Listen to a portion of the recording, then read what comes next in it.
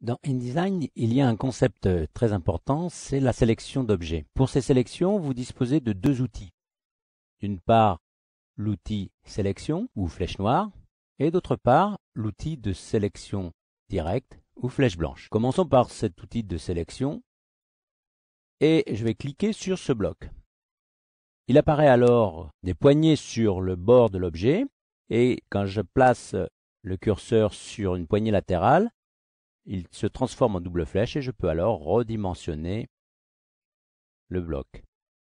Si j'agis sur une poignée d'angle, j'agis sur deux dimensions à la fois. Si maintenant on clique sur une image, on voit apparaître les mêmes poignées. Je peux également agir sur ces poignées. Je peux également agir sur la poignée latérale.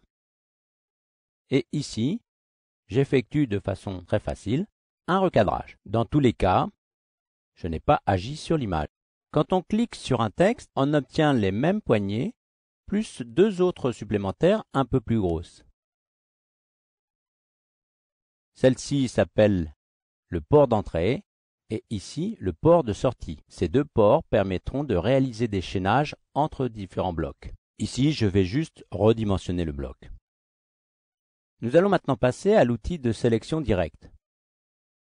Si je clique sur le bloc, je vois apparaître des points de construction un petit peu plus petits. Si je clique sur l'un d'entre eux, je vais pouvoir, par glissement,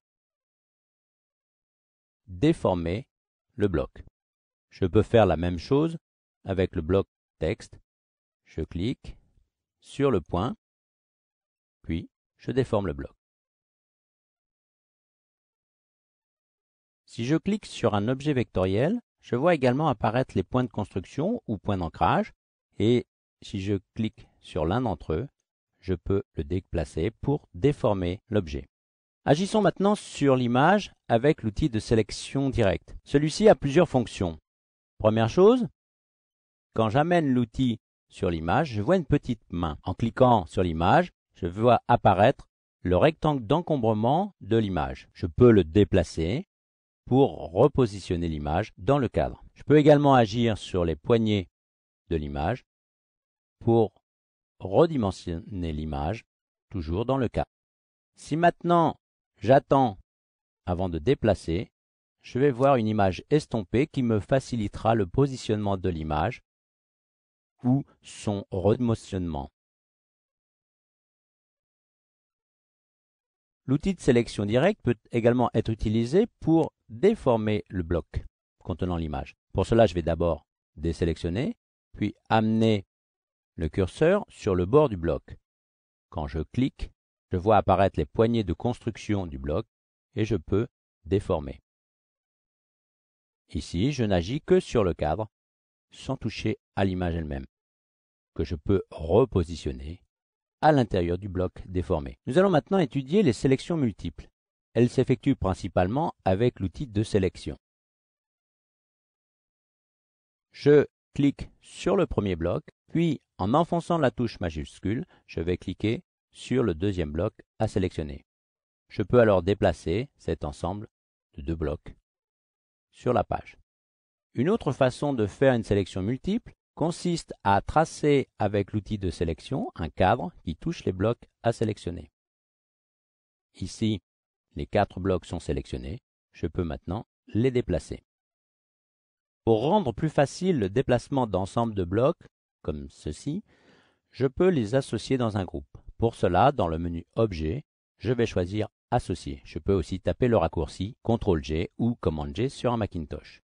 Le groupe apparaît encadré de pointillés. Je peux alors le déplacer à volonté. Si je désélectionne le groupe et que je reclique sur un élément de groupe, je retrouve ce groupe que je peux à nouveau déplacer. Pour dissocier un groupe, on commence par le sélectionner en cliquant dessus, puis dans le menu Objet, on choisit Dissocier. Maintenant que nous avons vu les techniques de base de sélection, nous allons examiner sur une mise en page de magazine les techniques avancées. Voici cette mise en page. Elle comporte différents éléments. Nous allons plus particulièrement nous intéresser à cette superposition du bloc texte et de la signature. Si je clique sur la signature en vue de la sélectionner, vous constatez que je sélectionne le bloc texte qui lui est superposé. Pour obtenir la sélection de cette signature, je vais enfoncer la touche CTRL ou commande sur un Mac et cliquer à nouveau. Ici, j'ai obtenu la sélection de la signature.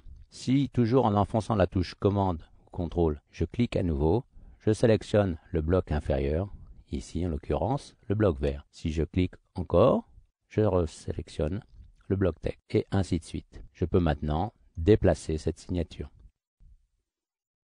Dans InDesign, il est important de savoir quel outil utiliser en fonction du travail à réaliser.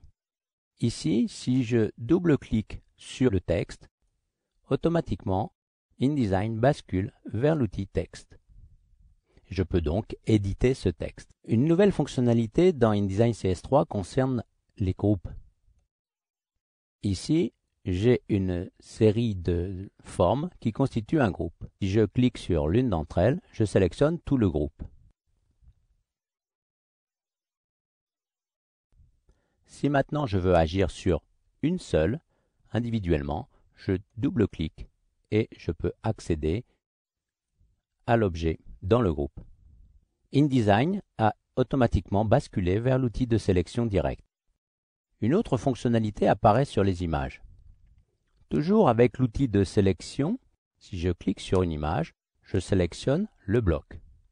Si je double-clique, je vois apparaître la main qui va me permettre de repositionner l'image. Automatiquement, InDesign a basculé vers l'outil de sélection directe. Si je reclique à nouveau, je retourne à l'outil de sélection. Vous connaissez maintenant donc les techniques de base et les techniques avancées pour sélectionner des objets sur une page.